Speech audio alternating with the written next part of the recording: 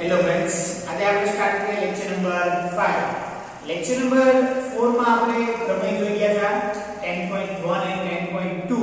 તે આપણે જોયું હતું કે ભાઈ સમાન જીવા જે છે વર્તુળના કેન્દ્ર આગળ સમાન ખૂણો આંતરે અને જો કોઈ પણ જીવા સમાન ખૂણો આંતરે તો બંને જીવા કેવી હોય છે? સમાન હોય છે.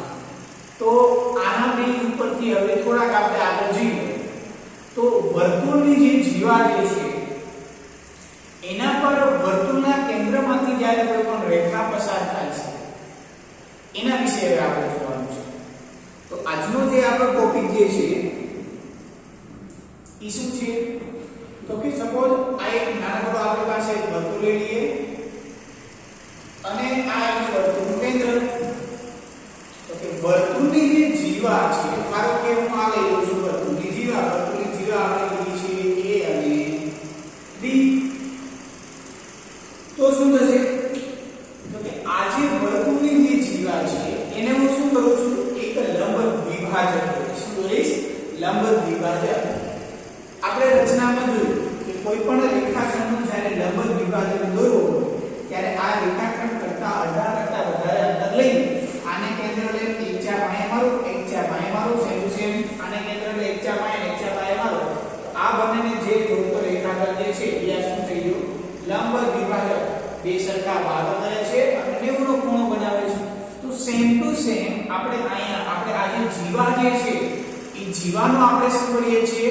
લંબ દ્વિભાજક દોરીએ. જો હું જીવાનો લંબ દ્વિભાજક દોરીશ તો એ ઓલવેઝ ક્યાંથી પસંદ? જો આ સંબંધ મારો છે જીવાનો લંબ દ્વિભાજક. જીવાનો લંબ દ્વિભાજક એટલે કે આના બે સરખા ભાગ કરશે અને આ ખૂણો કેટલાનો બનાવશે? 90 નો બનાવશે. કેટલાનો બનાવશે? 90 નો બનાવશે.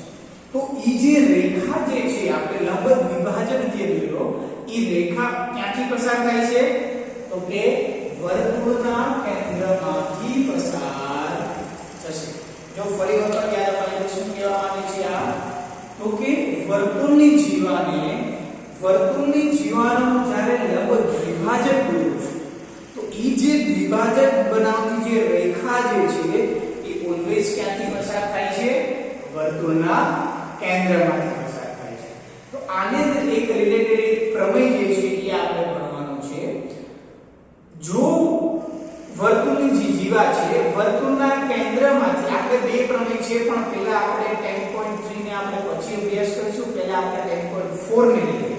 તો કે 10.4 જે પ્રમેય છે એ શું કહેવા માંગે છે? તો કે વર્તુળની કેન્દ્રમાંથી પસાર થતી રેખા જો જીવાને દુભાગે તો તે કેવી હોય છે? લંબ હોય છે. જો આપણે પ્રમેયનું વિધાન લખીએ અને આ જ પ્રમેયને આપણે ઈઝીલીથી સમજી શકીએ. બરાબર? કઈ રીતના? તો કે આ વસ્તુ તમને ખ્યાલ છે કે કઈ રીતના લંબ દ્વિભાજક દોરો અને ઓલવેઝ ક્યાંથી પસાર થાય છે? કેન્દ્રમાંથી પસાર થાય છે. પણ આને રિલેટેડ જે પ્રમેય જે તમને આપેલું છે એ પ્રમેય હવે આપણે અભ્યાસ કરીએ. એ પ્રમેયનું નામ જે છે એ 10.4 જે છે અને એનું વિધાન જે છે એ કંઈક આ રીતનું છે. પહેલા આપણે 10.4 કરશું અને પછી આના ઉપરથી આપણે 10.3 ઉપર જઈશું. તો પ્રમેય જે 10.4 જે છે શું કહેવા માંગે છે? તો કે વર્તુળના કેન્દ્રમાંથી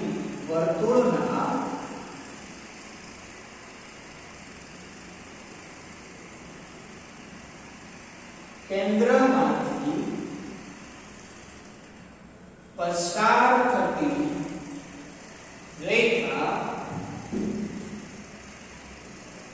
જીવાને દુભાગે તો તે લંબ હોય છે. તે શું કીધું છે એને? જો વર્તુળના કેન્દ્રમાંથી પસાર થતી રેખા જીવાને દુભાગે તો તે રેખા જીવાને કેવી હોય છે? લંબ હોય છે. તો તે રેખા જીવાને લંબ હોય છે. હવે આને આપણે થોડુંક સમજીએ કે વિધાન શું કહેવા માંગે છે. આપણે આને હમણાં આકૃતિ દોરી ત્યારે જોયું કે જીવાને હું જ્યારે લંબ દ્વિભાજક દોરું છું ત્યારે પસાર થતી રેખા ક્યાંથી પસાર થાય છે? કેન્દ્રમાંથી પસાર થાય છે અને લંબને બે સરખા ભાગો કરે છે. તો આ પ્રમેય આપણને એ જ કહેવા માંગે છે કે વર્તુળના કેન્દ્રમાંથી પસાર થતી રેખા જો જીવાને દુભાગે તો તે રેખા કેવી હોય છે? લંબ હોય છે. તો હવે આપણે આને આકૃતિ દોરી અને સમજીએ કે પ્રમેય આપણને શું કહેવા માંગે છે. ચલો આ આપણે વર્તુળનું કેન્દ્ર લઈ લીધું, પછી વર્તુળની જીવા લઈ લઈશું. સપોઝ આ એક વર્તુળની જીવા લઈ લઈશું જેનું નામ આપું છું A અને B. હવે શું કહું છું તો કે વર્તુળના કેન્દ્રમાંથી પસાર થતી જીવા વર્તુળના કેન્દ્રમાંથી પસાર થતી શું થાય છે? રેખા પસાર થાય. તો ચલો આનામાંથી એક હું રેખા આપીને નામ સીધી રેખા દોરું છું.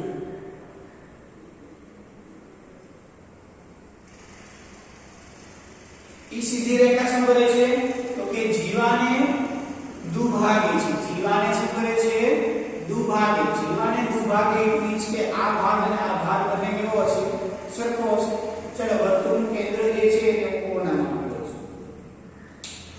હવે મારે શું સાબિત કરવાનું છે તો કે આ જે ખૂણો જે બનાવે છે ને આ ખૂણો અને આ ખૂણો એ આપણે નોટથી આપણે આગળ જોવાનું છે કે આ જે ખૂણો જે બને છે ને O આ સપોઝ દુભાગે છે એ મીન્સ કે ધારો કે M બિંદુમાં દુભાગે છે તો OMA and OMD આ બંને કેવા હોવા જોઈએ? 90 અંશના. કારણ કે ત્યાં દુભાગે છે જીવાને શું થાય છે?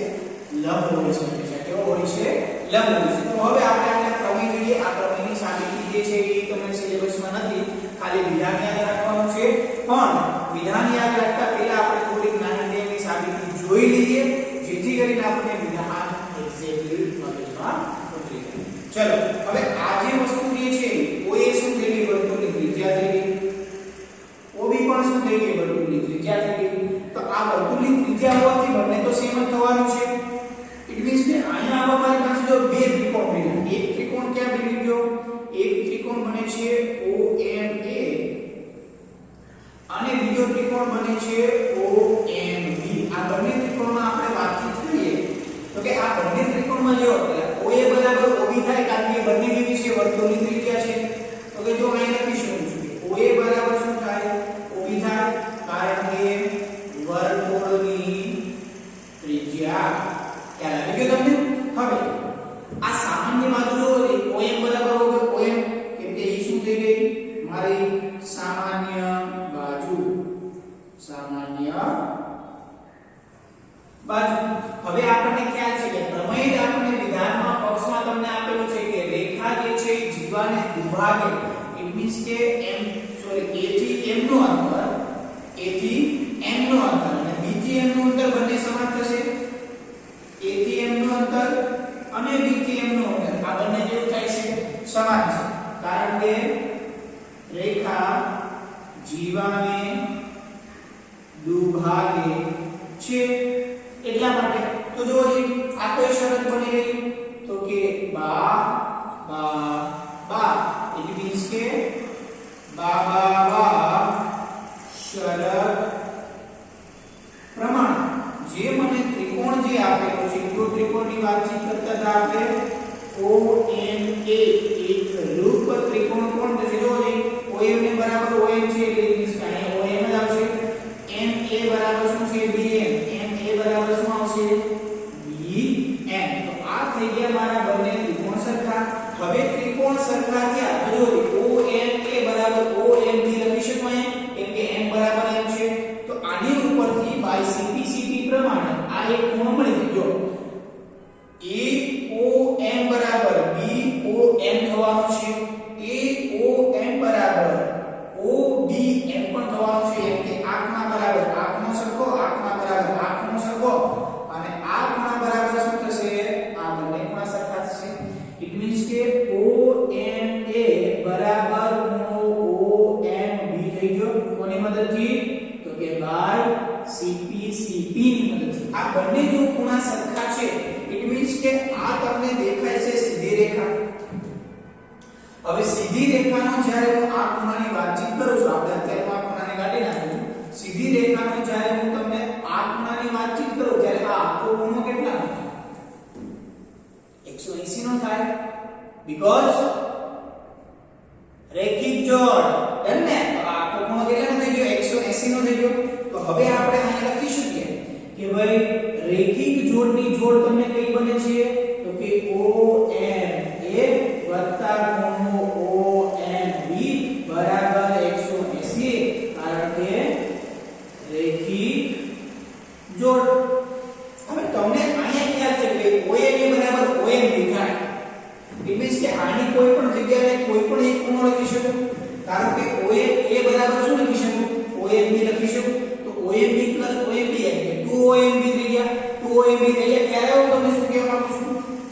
હું આની જગ્યાએ હું ચેન્જ કરું છું. આની જગ્યાએ હું શું લખી શકું છું અહીંયા OAB વત્તા ખૂણો OAB બરાબર કેટલા થવાના 180. ઇટ મીન્સ કે આ જે ટોટલ જે છે સરવાળો એ ટોટલ સરવાળો મારી પાસે કેટલો થશે તો કે 2 ખૂણો OMB બરાબર કોણ AB. જો મારે હવે ખાલી OMB જોતા હોય તો 180/2 થશે. ઇટ મીન્સ કે ખૂણો OMB બરાબર મારી પાસે આવી ગયો 90 ડિગ્રી. યાદ રાખજો વિદ્યાર્થી મિત્રો, આ જે ખૂણો મારી પાસે આવ્યો OMB મીન્સ કે આ ખૂણો કેટલાનો થશે 90 ડિગ્રી. તો આ પણ કેટલાનો થશે 90 ડિગ્રી જ થશે. ખ્યાલ આવ્યો? કારણ કે OMA બરાબર શું આપેલું છે OMB બરાબર OMA એટલે કે આ પણ 90 નો તો આ પણ કેટલાનો થશે 90 નો જ થશે. બરાબર? અને અત્યારે કોઈ જરૂર નથી એટલા માટે હું આને રફ કરી દઉં છું. થિયરમ જોજો વિદ્યાર્થી મિત્રો, તમને થોડોક લેન્ધી લાગશે, ભલે સિલેબસમાં નથી તો પણ હું ચલાવું છું, પણ આ થિયરમ જે છે એ સમજવા ખાસ જરૂર છે.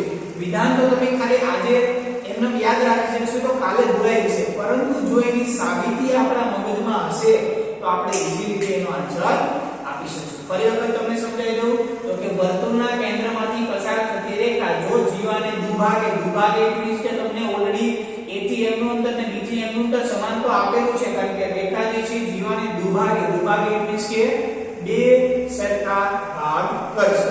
હવે જો O થી A નું અંતર O થી B નું અંતર સરખું થશે, કારણ કે તો વર્તુળની ત્રિજ્યા છે. તો એવી રીતના આપણે આ જે બંને ત્રિકોણને મેં એકરૂપ બતાવ્યા, પછી આ બંને ખૂણા પણ કેવા થશે સરખા થશે. તો કે બંને ખૂણા કેવા બતાવ્યા સરખા બતાવ્યા બાય સિમ્પ્લિસિટી પ્રમાણે. પણ તમને ખ્યાલ છે કે આ આખા ખૂણો કેટલાનો થાય 180 ડિગ્રી, કારણ કે રેખિક જોડ. તો રેખિક જોડનો સરવાળો કર્યો તો આપણે કોઈ એક ખૂણા બરાબર લખી શકીએ. ઇટ મીન્સ કે 2MA બરાબર શું થઈ ગયું 180, એટલે એક ખૂણો કેટલાનો થઈ ગયો 90 તો બીજો પણ કેટલાનો થશે 90. તો આની ઉપરથી આપણને ખબર પડે કે જ્યારે જો કેન્દ્રમાંથી પસાર થશે કોઈ પણ રેખા અને જો એ જીવાને દુભાગશે, આની ઉપરથી આપણને શું ખબર પડે તો કે વર્તુળ જે હશે એ વર્તુળનું કેન્દ્ર અને આ થઈ ગઈ મારી જીવા. જો વર્તુળના કેન્દ્રમાંથી પસાર થતી રેખા એ જ્યારે જીવાને દુભાગશે ત્યારે તે ખૂણો કેટલાનો બનાવશે 90 અંશનો બનાવશે. કેટલાનો બનાવશે 90. બસ આ પ્રમેય જે તમને આ જ વસ્તુ શીખવે છે કે જ્યારે જીવાને દુભાગશે ત્યારે ખૂણો કેટલાનો બનશે 90 નો બનશે. હવે આની ઉપરનો જે પ્રમેય જે છે 10.3 એ હવે આપણે જોઈએ. તમને શું કહે છે કે વર્તુળના કેન્દ્રમાંથી પસાર થતી રેખા એ જીવાને શું કરે છે લંબ દ્વિભાજે છે. જીવાને શું કરે છે વિદ્યાર્થી મિત્રો લંબ જીવાને દુભાગે છે. ફરી વખત તમને યાદ અપાઈ દો કે આનો આ જ સ્ટેટમેન્ટનો ઊંધો આપણે સ્ટેટમેન્ટ લીધેલો છે કે વર્તુળના કેન્દ્રમાંથી જીવા પર દોરેલ લંબ એ હંમેશા શું કરે છે દુભાગે છે. જો દુભાગે તો લંબ તો દુભાગ છે. જો આની મદદથી હવે આપણે લખશું 10.3 નું સ્ટેટમેન્ટ. વર્તુળની જીવા પર દોરેલ લંબ વર્તુળના કેન્દ્રમાંથી આવશે. ઓકે હા, વર્તુળના કેન્દ્રમાંથી જીવા પર દોરેલ લંબ વર્તુળના કેન્દ્રમાંથી જીવા પર દોરેલ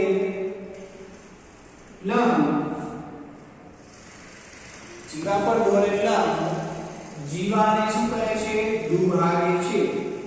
જીવાને દુભાગે છે. આ વિધાન જો વિદ્યાર્થી મિત્રો શું કહેવા માંગે છે તમને જો લંબ હશે તો દુભાગ છે, અને આ શું કહે છે જો દુભાગ છે તો કેવું હશે લંબ હશે. આ બંને વિધાન કેવું છે એકબીજાને અલ્ટરનેટ વિધાન છે. બરાબર? એટલે સૌપ્રથમ જે વિધાન તો પહેલા એને આખી સાબિતી કરી અને પછી તમને આનો પ્રમેય સમજાવ્યો. હવે આનો નામ ઉલટો પ્રમેય. એટલે આ બંને વિધાન વિદ્યાર્થી મિત્રો ખાસ યાદ રાખવાના છે. જો કેન્દ્રમાંથી હું લંબ દોરું છું તો જીવાને દુભાગ છે, અને જો કેન્દ્રમાંથી પસાર થતી રેખા જો જીવાને દુભાગે તો કેવું હશે? લંબ હશે. આ વિદ્યાર્થી મિત્રો પ્રમેય જે છે ખાસ યાદ રાખવાનું છે, કારણ કે આ વસ્તુ આપણે દાખલામાં યુઝ થશે. ખ્યાલ આવી ગયો આ બંને પ્રમેય? ઓકે, તો હવે આપણે આગળ વધીએ. હજી થોડાક તો કે વર્તુળ વિશે હવે આપણે જોઈએ છે કે નિશ્ચિત બિંદુને નિશ્ચિત અંતર હોય એમાં સમતલીય બિંદુના સમૂહના ગણને આપણે વર્તુળ કહીએ છીએ. પણ વર્તુળમાં બિંદુ કેટલા હોય છે? તો કે અંદર પણ અસંખ્ય બિંદુ હોય છે, વર્તુળ ઉપર પણ અસંખ્ય બિંદુ હોય છે. તો હવે આપણે શું કરવાનું છે કે વર્તુળ વિશે થોડો અભ્યાસ કરીએ કે ભાઈ એક બિંદુમાંથી કેટલી રેખા પસાર થાય? અસંખ્ય રેખા પસાર થાય. બે બિંદુમાંથી કેટલી રેખા પસાર થાય? માત્ર ને માત્ર એક રેખા પસાર થાય. તો એવી જ રીતના આપણે વર્તુળમાં જોવાનું છે તો કે એક બિંદુમાંથી કેટલા વર્તુળ પસાર થાય. આ પ્રમેયની અત્યારે જે છે હવે આપણે સાબિત કરી નાખી. હવે આપણે થોડા આગળ વધીએ ચેપ્ટરમાં. તો કે એના પછીનું જે ટોપિક છે એ શું છે? તો કે વર્તુળ જે છે એક બિંદુમાંથી કેટલો પસાર થાય છે, બે બિંદુમાંથી કેટલા પસાર થાય, ત્રણ બિંદુમાંથી પસાર કેટલા થાય, અને એની ઉપરથી એક પ્રમેય જે છે એનો આપણે અભ્યાસ કરવાનો છે. તો ફટાફટ આપણે સ્ટાર્ટ કરીએ. તો કે ધારો કે લઈ લઉં છું વર્તુળનું એક બિંદુ, ક્યું લઈ લઉં છું? વર્તુળનું એક જ બિંદુ લઉં છું. ઓકે, આ એક બિંદુ લીધું. હવે આ એક બિંદુમાંથી રેખા કેટલી પસાર થાય? અસંખ્ય. તો આપણને ખ્યાલ છે, પણ વર્તુળ કેટલા પસાર થાય એ વસ્તુ હવે આપણે જોવાની છે. તો કે એક તો વર્તુળ જો આકૃતિને આમ પસાર થઈને કહેવાય કે વર્તુળ બિંદુમાંથી પસાર થયું એ આપણે જોવાનું છે. આ એક બિંદુ હોય આમાં આપણે વર્તુળ દોરો તો આ બિંદુમાંથી વર્તુળ પસાર નથી. મારે આ બિંદુ ક્યાં આવવું જોઈએ? વર્તુળ ઉપર આવવું જોઈએ. તો હું કહું કે આ એક બિંદુમાંથી એક વર્તુળ પસાર થયું. આ બિંદુને પણ હું સપોઝ નામ આપી દઉં છું. એ બિંદુ એટલે તમને ખ્યાલ છે. ચલો હજી એક નામ કરીને બીજું વર્તુળ પણ આમ કરીને દોરી શકું. સેમ ટુ સેમ અહીંયા પણ એક નામ કરીને નામ દોરી શકું વર્તુળ. તો પાછું એક નામ કરીને નામ વર્તુળ દોરી શકું. એક વર્તુળ આમ કરીને નામ પણ દોરી શકું. સેમ ટુ સેમ અહીંયા પણ આમ કરીને નામ વર્તુળ દોરી શકું. અહીંયા પણ આમ કરીને નામ વર્તુળ દોરી શકું. ક્યારે કેમ કે એક બિંદુમાંથી કેટલા વર્તુળ પસાર થશે? અસંખ્ય વર્તુળ પસાર થશે. બરાબર? તો આપણે અહીં લખી શકીએ કે એક બિંદુમાંથી અસંખ્ય વર્તુળ પસાર થાય છે. ખ્યાલ આવ્યો વિદ્યાર્થી મિત્રો? જો આ પોઈન્ટ જે છે ખાસ યાદ રાખવાની જરૂર છે, કારણ કે તમને પૂછી શકે કે ભાઈ એક બિંદુમાંથી કેટલા વર્તુળ પસાર થાય છે. તો ખ્યાલ આવે એક બિંદુમાંથી કેટલા વર્તુળ પસાર થાય છે? અહીંયા આપણે લખી નાખીએ છીએ એક બિંદુ, એટલે તમને ખ્યાલ આવે. બરાબર? આ એક બિંદુ છે. હવે આપણે જોઈએ આની નાની ઉપરથી બીજું બિંદુ. સપોઝ હું બે બિંદુ લઈ લઉં. બે બિંદુ ખ્યાલ આવી ગયો તમને? કેમ કે હવે આપણે અલગ અલગ બિંદુ વિશે આપણે જોવાનું છે કે ભાઈ એ બિંદુમાં કેટલા વર્તુળ પસાર થાય. ઓકે, ચલો હવે હું ધારો કે લઈ લઉં છું આ એક બિંદુ, કેમ કે આપણે બે બિંદુ લીધા છે એટલે હવે આપણે પણ બે બિંદુ લઈશું. અને એક બિંદુ લઈ લઉં છું, અહીંયા લઈ લઉં છું, આને અને બે બિંદુ છે કોઈ નામ આપું છું. આને પણ કંઈક એ નામ આપું છું અને આને એકદમ નાના નામ આપું છું, કેમ કે આ ક્યાં આપ્યો એ મને ખ્યાલ નથી એટલા માટે. ચલો આ બંને બિંદુમાંથી પસાર થતો એક વર્તુળ દોરી શકું? તો કે હા, તો કે આપણે નામ એક વર્તુળ હું તમને દોરી શકું છું. દોરાઈ ગયું વર્તુળ? તમારે વ્યવસ્થિત દોરવાનું છે. ઓકે, તમારે સમજ પરિકરની મદદથી પણ તમે વ્યવસ્થિત દોરી શકો છો. પછી એક વર્તુળ આપણે નામ મોટું પણ આપણે નામ પસાર થઈ શકશે, એના કરતા મોટું પણ આપણે નામ પસાર થઈ શકે. સેમ ટુ સેમ આ બાજુ પણ આપણે નામ વર્તુળ પસાર થાય, એક નાનું વર્તુળ પણ પસાર થાય, એક મોટું વર્તુળ પણ પસાર થાય બે બિંદુમાંથી. ડન? તો બે બિંદુમાંથી પણ કેવું થશે? અસંખ્ય વર્તુળ પસાર થશે. બે બિંદુમાંથી અસંખ્ય વર્તુળ પસાર થાય છે. ખ્યાલ આવી ગયો? તો હવે આપણે આગળ વધીએ. સપોઝ ત્રણ બિંદુમાંથી આપણે શું કરી શકીએ? બે બિંદુની વાત તો આપણે કરી નાખી. હવે આપણે વાત બિંદુમાંથી? 3 બિંદુ.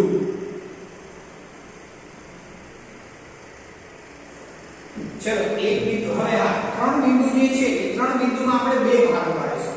કારણ કે 3 બિંદુ સમરેખ પણ હોઈ શકે અથવા અસમરેખ પણ હોય. કેમ કે આપણે સમરેખ અને અસમરેખની વ્યાખ્યા હવે આપણે જોઈ ગયા છે કે સમરેખ કોને કહેવાય? તો કે એક જ રેખા પર આવેલું હોય તો એને સમરેખ કહેવાય. અસમરેખ કોને કહેવાય? તો કે એક રેખા પર આવેલા ન બિંદુ હોય તેને શું કહે છે? અસમરેખ બિંદુ. તો કે પેલો જે આનો ટોપિક જે છે એ આપણે ભણીએ 3 સમરેખ બિંદુ. 3 સમરેખ બિંદુ. ચલો આ આપણે ભણીએ છીએ. ધારો કે કેટલા બિંદુ હોય? 3 સમરેખ બિંદુ. ચલો જોઈએ 3 સમરેખ બિંદુ હું લઉં છું.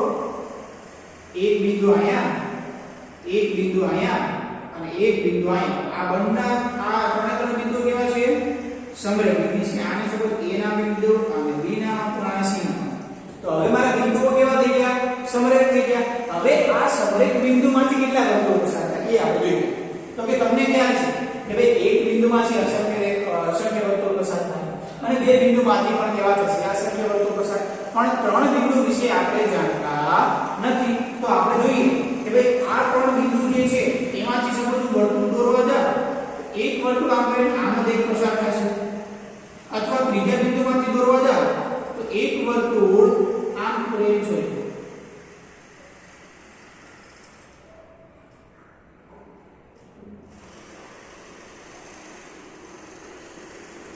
એક વર્તુળ આવી રીતના પસાર થશે. પણ 3 બિંદુમાંથી મારે વર્તુળ પસાર જ નથી થતું.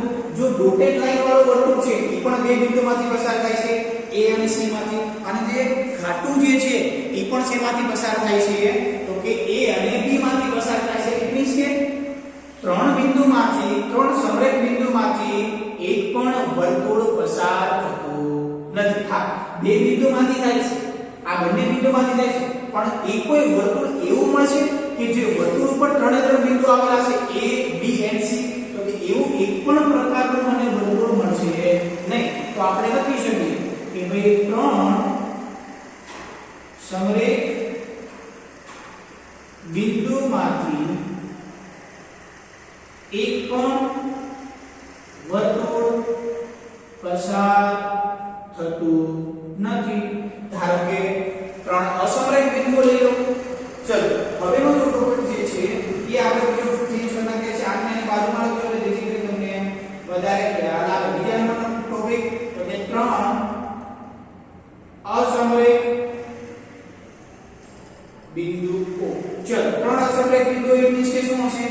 તો કે એક બિંદુ અહીંયા હશે, એક બિંદુ અહીંયા હશે, એક બિંદુ અહીંયા હશે. ચલો આમાંથી પસાર થતી રેખા એક આ લઈ લો, એક આ લઈ. હવે આ 3 બિંદુમાંથી જો મારે વર્તુળ દોરવું હોય તો કઈ રીતે દોરી શકું?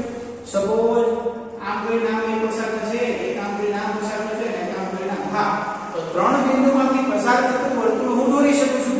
પણ 3 બિંદુ જે છે એ કેવા હોવા જોઈએ? અસમરેખ હોવા જોઈએ. તમને એમ થાય ચલો મારે 3 બિંદુમાંથી કઈ રીતના હું દોરી શકું વર્તુળ? તો હવે એ આપણે સમજીએ.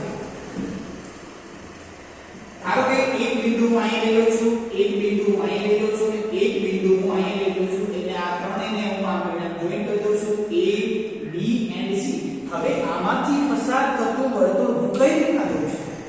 તો કે હવે તમને લંબ દ્વિભાજક દોરતા આવડે છે. તો સૌપ્રથમ હું AB નો લંબ દ્વિભાજક દોરું છું.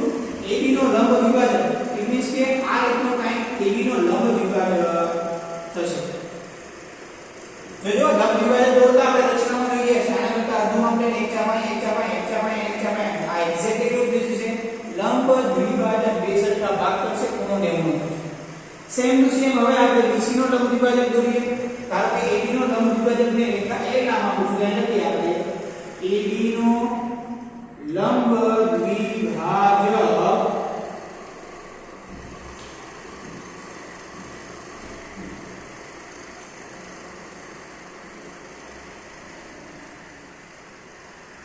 રેખા L દોર. સેમ ટુ સેમ કોણ દોરશું? BC નો લંબ દ્વિભાજક રેખા M દોર. હવે આનો લંબ દ્વિભાજક આમ કરીને આમ પસાર થશે આ રેખા M.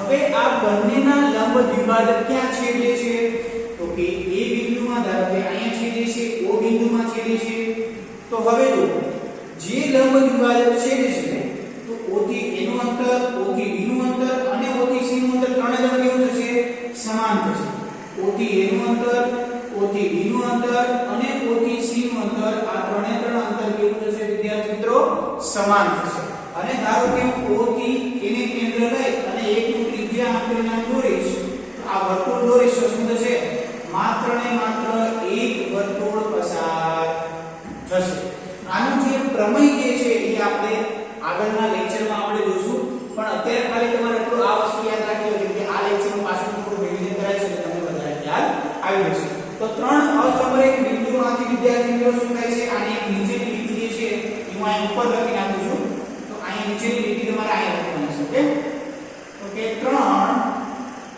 અસમરેખ બિંદુમાંથી માત્ર ને માત્ર એક જ વર્તુળ પસાર થાય છે જો વિદ્યાર્થી મિત્રો એક બિંદુમાંથી અસંખ્ય બે બિંદુમાંથી અસંખ્ય ત્રણ બિંદુમાંથી એક પણ વર્તુળ નહીં અને ત્રણ અસમરેખ બિંદુમાંથી માત્ર ને માત્ર એક જ વર્તુળ પસાર થાય છે તો આ વસ્તુ